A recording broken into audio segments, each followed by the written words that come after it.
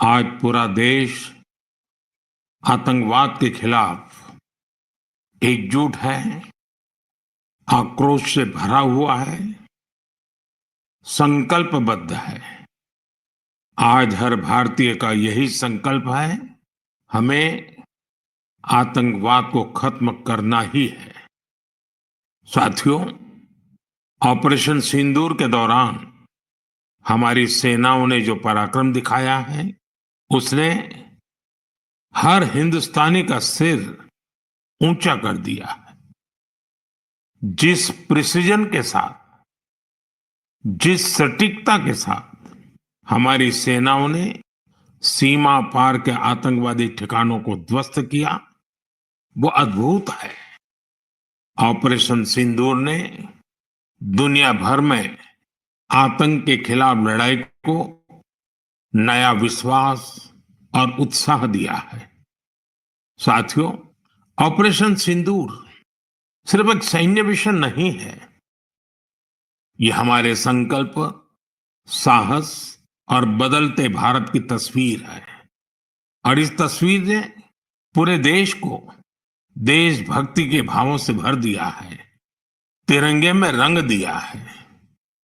आपने देखा होगा, देश के कई शहरों में, गांवों में, छोटे छोटे कस्बों में तिरंगा यात्राएं निकाली गई। हजारों लोग हाथों में तिरंगा लेकर देश की सेना, उसके प्रति वंदन अभिनंदन करने निकल पड़े। कितने ही शहरों में सिविल डिफेंस वॉलेंटियर बनने के लिए बड़ी संख्या में युवा एकजुट हो गए।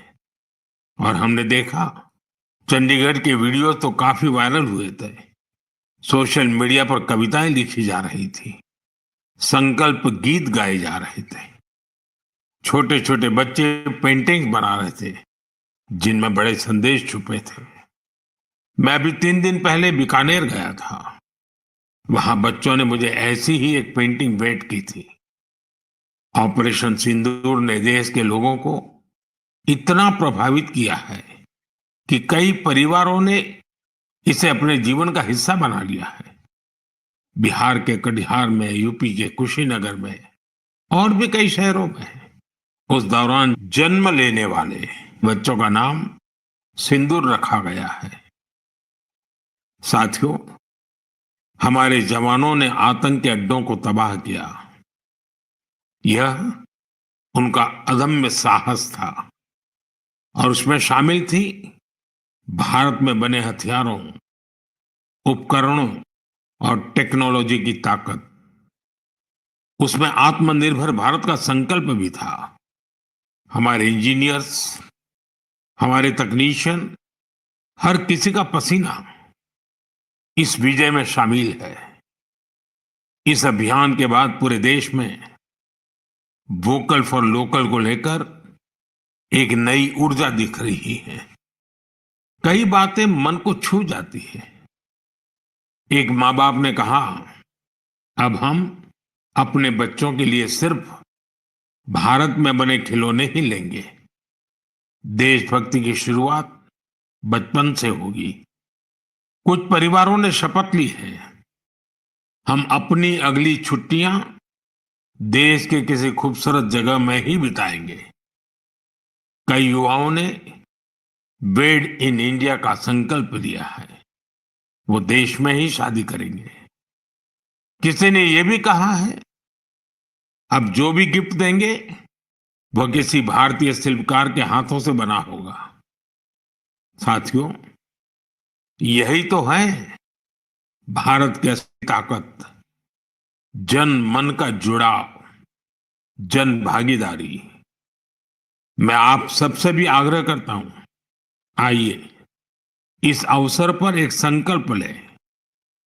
हम अपने जीवन में जहां भी संभव हो देश में बनी चीजों को प्राथमिकता देंगे। यह सिर्फ आर्थिक आत्मनिर्भरता की बात नहीं है, यह राष्ट्र के निर्माण में भागीदारी का भाव है।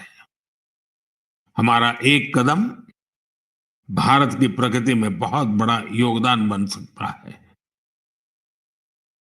साथियों, बस से कहीं आना जाना कितनी सामान्य बात है, लेकिन मैं आपको एक ऐसे गांव के बारे में बताना चाहता हूं जहां पहली बार एक बस पहुंची। इस दिन का वहां के लोग वर्षों से इंतजार कर रहे थे और जब गांव में पहली बार बस पहुंची तो लोगों ने ढोल नगाड़े बजाकर उसका स्वागत किया। बस को देखकर लोगों की खुशी का ठिकाना नहीं था। गांव में पक्की सड़क थी, लोगों को जरूरत थी, लेकिन पहले कभी यहां बस नहीं चल पाई थी। क्यों? क्योंकि ये गांव माओवादी हिंसा से प्रभावित था। यह जगह है महाराष्ट्र के गढ़चिरौली जिले में और इस गांव का नाम है काटेजरी। काटेजरी में आए इस परिवर्तन को आसपास के पूरे क्षेत्र में महसूस किया जा रहा है। अब यहाँ हालात तेजी से सामान्य हो रहे हैं। माओवाद के खिलाफ सामूहिक लड़ाई से अब ऐसे क्षेत्रों तक भी बुनियादी सुविधाएं पहुंचने लगी हैं। गांव के लोगों का कहना है कि बस के आने से उन लोगों का जीवन बहुत आसान हो जाएगा। साथियों, मन की बात में हम छत्तीसगढ़ में हुए बस्तर ओलंपिक और माओवाद प्रभावित क्षेत्रों में साइंस लैब पर चर्चा कर चुके हैं। यहाँ के बच्चों में साइंस का पैशन है, वो स्पोर्ट्स में भी कमाल कर रहे हैं। ऐसे प्रयासों से पता चलता है कि इन इलाकों में रहने वाले लोग कितने साहसी होते हैं। इन लोगों ने तमाम चुनौतियों के बीच अपने जीवन को बेहतर बनाने की राह चुनी है। मुझे यह जानकर भी बहुत खुशी हुई कि 10वीं और 12वीं की परीक्षाओं में दंतेवाड़ा जिले के नतीजे बहुत शानदार रहे हैं। करीब 95% रिजल्ट के साथ ये जिला 10वीं के नतीजों में टॉप पर रहा। वहीं 12वीं की परीक्षा में इस जिले ने छत्तीसगढ़ में छठा स्थान हासिल किया। सोचिए, जिस दंतेवाड़ा में कभी माओवाद चरम पर था, वहां आज शिक्षा का परचम लहरा रहा है। ऐसे बदलाव हम सभी को गर्व से भर देते हैं। मेरे प्यारे देशवासियों, अब मैं लायंस, शेरों से जुड़ी एक बड़ी अच्छी खबर आपको बताना चाहता हूं। पिछले केवल 5 वर्षों में गुजरात के गीर में शेरों की आबादी 674 से बढ़कर 91 हो गई है। 674 से 891। लायन सेंसस के बाद सामने आई शेरों की ये संख्या बहुत उत्साहित करने वाली है। साथियों, आप में से बहुत से लोग यह जानना चाह रहे होंगे कि आखिर ये एनिमल सेंसस होती कैसे है। ये एक्सरसाइज बहुत ही चुनौतीपूर्ण है। आपको ये जानकर हैरानी होगी कि लायन सेंसस 11 जिलों में 35,000 वर्ग किलोमीटर के दायरे में की गई थी। सेंसस के लिए टीमों ने राउंड द क्लॉक यानी 2400 घंटे इन क्षेत्रों की निगरानी की। इस पूरे अभियान में वेरिफिकेशन और क्रॉस वेरिफिकेशन दोनों किए गए। इससे पूरी बारीकी से शेरों की गिनती का काम पूरा हो सका। साथियों, एशियाटिक लायन की आबादी में बढ़ोतरी ये दिखाती है कि जब समाज में ओनरशिप का भाव मजबूत होता है तो कैसे शानदार नतीजे आते हैं। कुछ दशक पहले गिर में हालात बहुत चैलेंजिंग थे, लेकिन वहां के लोगों ने मिलकर बदलाव लाने का बीड़ा उठाया। वहां लेटेस्ट टेक्नोलॉजी के साथ ही ग्लोबल बेस्ट प्रैक्टिसेस को भी अपनाया गया। इसी दौरान गुजरात ऐसा पहला राज्य बना जहां बड़े पैमाने पर फॉरेस्ट ऑफिसर के पद पर महिलाओं की तैनाती की गई। आज हम जो नतीजे देख रहे हैं उसमें इन सभी का योगदान है। वाइल्ड लाइफ प्रोटेक्शन के लिए हमें ऐसे ही हमेशा जागरूक और सतर्क रहना होगा। मेरे प्यारे देशवासियों, दो तीन दिन पहले ही मैं पहली राइजिंग नॉर्थ ईस्ट समिट में गया था। उससे पहले हमने नॉर्थ ईस्ट के सामर्थ्य को समर्पित अष्टलक्ष्मी महोत्सव भी मनाया था। नॉर्थ ईस्ट की बात ही कुछ और है। वहां का सामर्थ्य, वहां का टैलेंट वाकई अद्भुत है। मुझे एक दिलचस्प कहानी पता चली है क्राफ्टेड फाइबर्स की। क्राफ्टेड फाइबर्स ये सिर्फ एक ब्रांड नहीं, सिक्किम की परंपरा, बुनाई की कला और आज के फैशन की सोच, तीनों का सुंदर संगम है। इसकी शुरुआत की डॉक्टर चेवांग नोरबू भूटिया ने। पैसे से वो वेटरनरी डॉक्टर है और दिल से सिक्किम की संस्कृति के सच्चे ब्रांड एम्बेसडर। उन्होंने सोचा क्यों न बुनाई को एक नया आयाम दिया जाए, और इसी सोच से जन्म हुआ क्राफ्टेड फाइबर का। उन्होंने पारंपरिक बुनाई को मॉडर्न फैशन से जोड़ा और इसे बनाया एक सोशल एंटरप्राइज। अब उनके यहाँ केवल कपड़े नहीं बनते, उनके यहाँ जिंदगियां बुनी जाती है। वे लोकल लोगों को स्किल ट्रेनिंग देते हैं, उन्हें आत्मनिर्भर बनाते हैं। गांवों के बुनकर, पशुपालक और सेल्फ हेल्प ग्रुप, इन सबको जोड़कर डॉक्टर भूटिया ने रोजगार के नए रास्ते बनाए हैं। आज स्थानीय महिलाएं और कारीगर अपने हुनर से अच्छी कमाई कर रहे हैं। क्राफ्टेड फाइबर्स के शॉल, स्टॉल, दस्ताने, मोजे सब लोकल हैंडलूम से बने होते हैं। इसमें जो ऊन का इस्तेमाल होता है वो सिक्किम के खरगोशों और भेड़ों से आता है।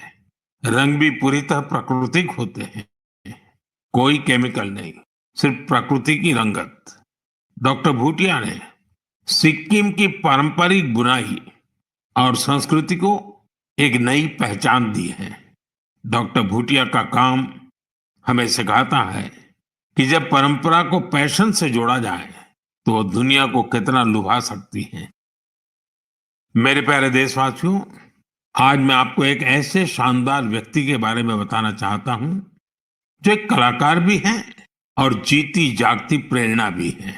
नाम है जीवन जोशी। उम्र 65 साल। अब सोचिए, जिनके नाम में ही जीवन हो वो कितनी जीवंतता से भरे होंगे। जीवन जी उत्तराखंड के हल्द्वानी में रहते हैं। बचपन में पोलियो ने उनके पैरों की ताकत छीन ली थी, लेकिन पोलियो उनके हौसलों को नहीं छीन पाया। उनके चलने की रफ्तार भले ही कुछ धीमी हो गई, लेकिन उनका मन कल्पना की हर उड़ान उड़ता रहा।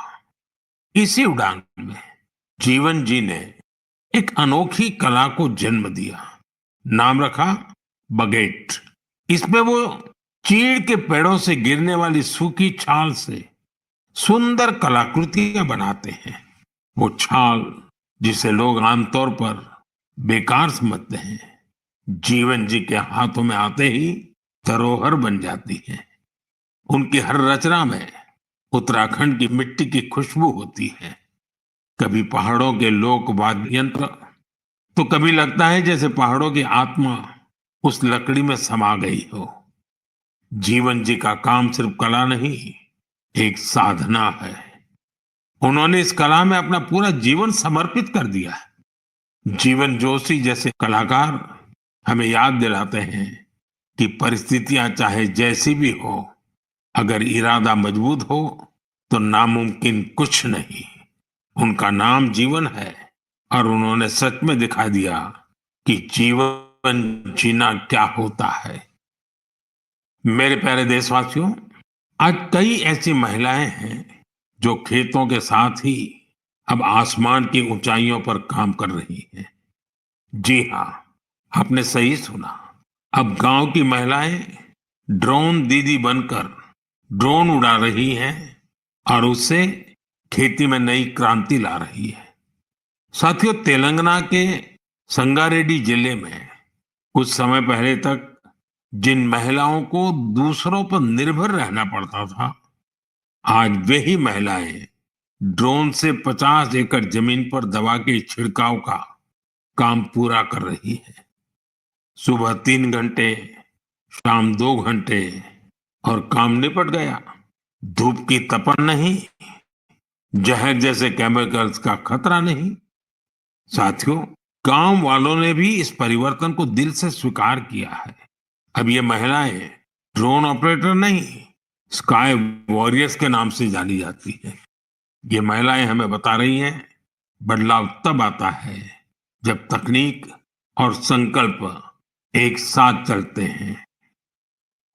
मेरे प्यारे देशवासियों, अंतर्राष्ट्रीय योग दिवस में अब 1 महीने से भी कम समय बचा है।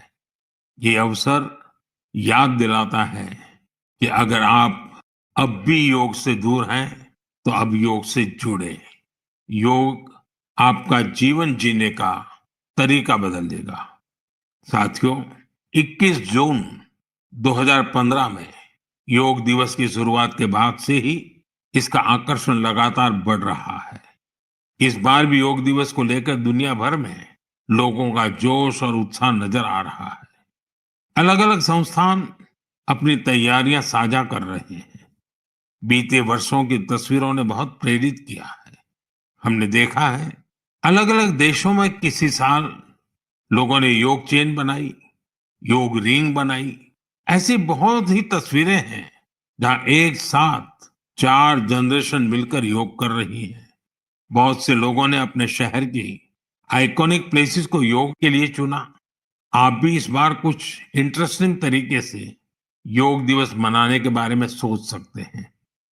साथियों, आंध्र प्रदेश की सरकार ने योग आंध्र अभियान शुरू किया है।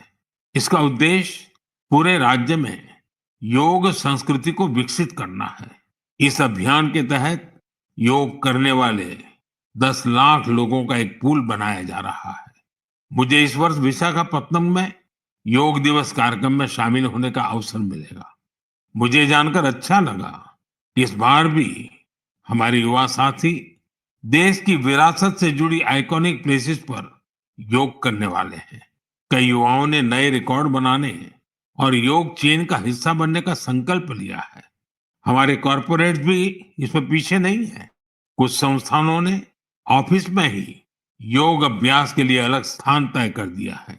कुछ स्टार्टअप्स ने अपने ऑफिस योग अवर्स तय कर दिए हैं। ऐसे भी लोग हैं जो गांवों में जाकर योग सिखाने की तैयारी कर रहे हैं। हेल्थ और फिटनेस को लेकर लोगों की ये जागरूकता मुझे बहुत आनंद देती है। साथियों, योग दिवस के साथ साथ आयुर्वेद के क्षेत्र में भी कुछ ऐसा हुआ है जिसके बारे में जानकर आपको बहुत खुशी होगी। कल ही यानी 24 मई को डब्ल्यूएचओ के डायरेक्टर जनरल और मेरे मित्र तुलसी भाई की मौजूदगी में एक एमओयू साइन किया गया है। इस एग्रीमेंट के साथ ही international classification of health interventions के तहत एक डेडिकेटेड ट्रेडिशनल मेडिसिन मॉड्यूल पर काम शुरू हो गया है। इस पहल से आयुष को पूरी दुनिया में वैज्ञानिक तरीके से अधिक लोगों तक पहुंचाने में मदद मिलेगी। साथियों, आपने स्कूलों में ब्लैक बोर्ड तो देखा होगा, लेकिन अब कुछ स्कूलों में शुगर बोर्ड भी लगाया जा रहा है। ब्लैक बोर्ड नहीं, शुगर बोर्ड। सीबीएसई की अनोखी पहल का उद्देश्य है बच्चों को उनके शुगर इंटेक के प्रति जागरूक करना। कितनी चीनी लेनी चाहिए और कितनी चीनी खाई जा रही है, ये जानकर बच्चे खुद से ही हेल्दी विकल्प चुनने लगे हैं। ये एक अनोखा प्रयास है और इसका असर बड़ा पॉजिटिव होगा। बचपन से ही स्वस्थ जीवन शैली की आदतें डालने में यह काफी मददगार साबित हो सकता है। कई अभिभावकों ने इसे सराहा है और मेरा मानना है ऐसी पहल दफ्तरों, कैंटीनों और संस्थानों में भी होनी चाहिए। आखिरकार सेहत है तो सब कुछ है। फिट इंडिया ही स्ट्रांग इंडिया की नींव है। मेरे प्यारे देशवासियों, स्वच्छ भारत की बात हो और मन की बात के श्रोता पीछे रहे, ऐसा कैसे हो सकता है भला? मुझे पूरा विश्वास है कि आप सब अपने अपने स्तर पर इस अभियान को मजबूती दे रहे हैं। लेकिन आज मैं आपको एक ऐसी मिसाल के बारे में बताना चाहता हूं जहां स्वच्छता के संकल्प ने पहाड़ जैसी चुनौतियों को भी मात दे दी। आप सोचिए, कोई व्यक्ति बर्फीली पहाड़ियों पर चढ़ाई कर रहा हो, जहां सांस लेना मुश्किल हो, कदम कदम पर जान को खतरा हो, और फिर भी वो व्यक्ति वहां सफाई में जुटा हो। ऐसा ही कुछ किया है हमारी आईटीबीपी की टीमों के सदस्यों ने। ये टीम माउंट मकालू जैसे विश्व की सबसे कठिन चोटी पर चढ़ाई के लिए गई थी। पर साथियों, उन्होंने सिर्फ पर्वतारोहण नहीं किया, उन्होंने अपने लक्ष्य में एक मिशन और जोड़ा, स्वच्छता का। चोटी के पास जो कचरा पड़ा था, उन्होंने उसे हटाने का बीड़ा उठाया। आप कल्पना कीजिए, 150 किलो से ज्यादा नॉन बायोडिग्रेडेबल वेस्ट इस टीम के सदस्य अपने साथ नीचे लाए। इतनी ऊंचाई पर सफाई करना कोई आसान काम नहीं है, लेकिन यह दिखाता है कि जहां संकल्प होता है, वहां रास्ते अपने आप बन जाते हैं। साथियों, इसी से जुड़ा एक और जरूरी विषय है पेपर वेस्ट और रिसाइकलिंग। हमारे घरों और दफ्तरों में हर दिन बहुत सारा पेपर वेस्ट निकलता है। शायद हम इसे सामान्य मानते हैं, लेकिन आपको जानकर हैरानी होगी, देश के लैंडफिल वेस्ट का लगभग एक चौथाई हिस्सा कागज से जुड़ा होता है। आज जरूरत है हर व्यक्ति इस दिशा में जरूर सोचे। मुझे जानकर अच्छा लगा कि भारत के कई स्टार्टअप्स इस सेक्टर में शानदार काम कर रहे हैं। विशाखापत्तनम, गुरुग्राम, ऐसे कई शहरों में कई स्टार्टअप पेपर रिसाइकलिंग के इनोवेटिव तरीके अपना रहे हैं। कोई रिसाइकल पेपर से पैकेजिंग बोर्ड बना रहा है, कोई डिजिटल तरीकों से न्यूज़पेपर रिसाइकलिंग को आसान बना रहा है। जालना जैसे शहरों में कुछ स्टार्टअप 100% रिसाइकल्ड मटेरियल से पैकेजिंग रोल और पेपर कोर बना रहे हैं। आप ये भी जानकर प्रेरित होंगे, 1 टन कागज की रिसाइकलिंग से 17 पेड़ कटने से बचते हैं और हजारों लीटर पानी की बचत होती है। अब सोचिए, जब पर्वतारोही इतने कठिन हालत में कचरा वापस ला सकते हैं, तो हमें भी अपने घर या दफ्तर में पेपर को अलग करके रिसाइकलिंग में अपना योगदान जरूर देना चाहिए। जब देश का हर नागरिक ये सोचेगा कि देश के लिए मैं क्या बेहतर कर सकता हूँ, तभी मिलकर हम बड़ा परिवर्तन ला सकते हैं। साथियों, बीते दिनों खेलो इंडिया गेम्स की बड़ी धूम रही। खेलो इंडिया के दौरान बिहार के 5 शहरों ने मेजबानी की थी। वहां अलग अलग कैटेगरी के मैच हुए थे। पूरे भारत से वहां पहुंचे एथलीट्स की संख्या 5,000 से भी ज्यादा थी। इन एथलीट्स ने बिहार की स्पोर्टिंग स्पिरिट की, बिहार के लोगों से मिली आत्मीयता की बड़ी तारीफ की है। साथियों, बिहार की धरती बहुत खास है। इस आयोजन में यहाँ कई यूनिक चीजें हुई हैं। खेलो इंडिया यूथ गेम्स का ये पहला आयोजन था जो ओलंपिक चैनल के जरिए दुनिया भर में पहुंचा। पूरे विश्व के लोगों ने हमारे युवा खिलाड़ियों की प्रतिभा को देखा और सराहा। मैं सभी पदक विजेताओं, विशेषकर टॉप के 3 विनर्स महाराष्ट्र, हरियाणा और राजस्थान को बधाई देता हूं। साथियों, इस बार खेलो इंडिया में कुल 26 रिकॉर्ड बने। वेट लिफ्टिंग स्पर्धाओं में महाराष्ट्र की अस्मिता धोने, ओडिशा के हर्षवर्धन साहू और उत्तर प्रदेश के तुषार चौधरी के शानदार प्रदर्शन ने सबका दिल जीत लिया। वहीं महाराष्ट्र के साईराज परदेशी ने तो 3 रिकॉर्ड बना डाले। एथलेटिक्स में उत्तर प्रदेश के कादिर खान और शेख जिशान और राजस्थान के हंसराज ने शानदार प्रदर्शन किया। इस बार बिहार ने भी 36 मेडल्स अपने नाम किए। साथियों, जो खेलता है वही खिलता है। यंग स्पोर्टिंग टैलेंट के लिए टूर्नामेंट बहुत मायने रखता है।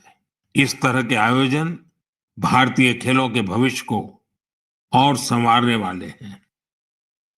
मेरे प्यारे देशवासियों, 20 मई को वर्ल्ड बी डे मनाया गया।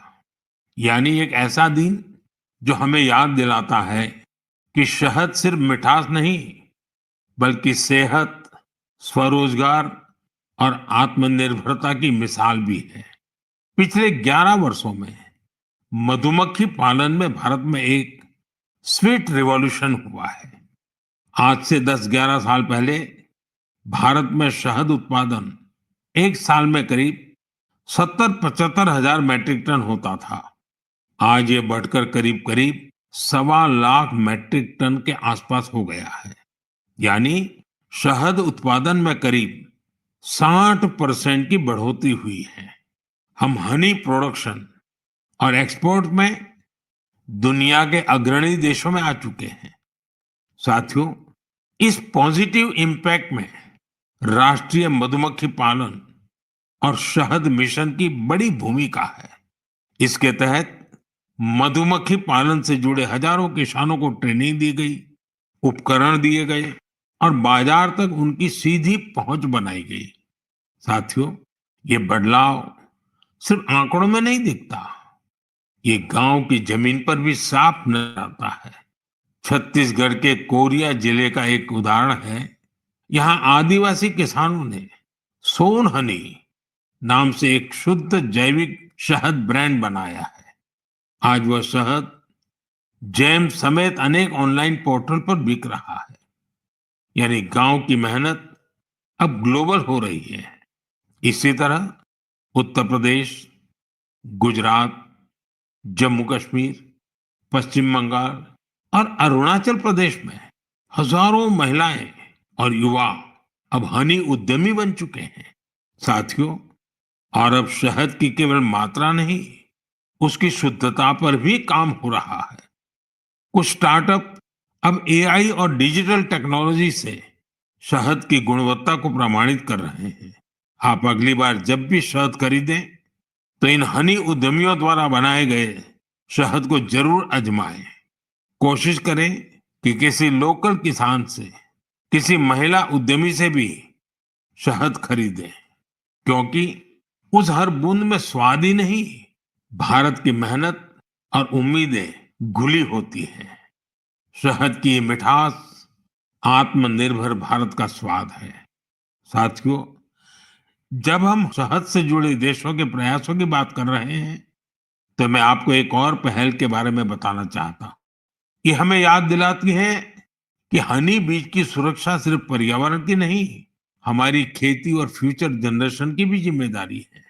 ये उदाहरण है पुणे शहर का, जहां एक हाउसिंग सोसाइटी में मधुमक्खियों का एक छत्ता हटाया गया, शायद सुरक्षा के कारण या डर की वजह से। लेकिन इस घटना ने किसी को कुछ सोचने पर मजबूर कर दिया।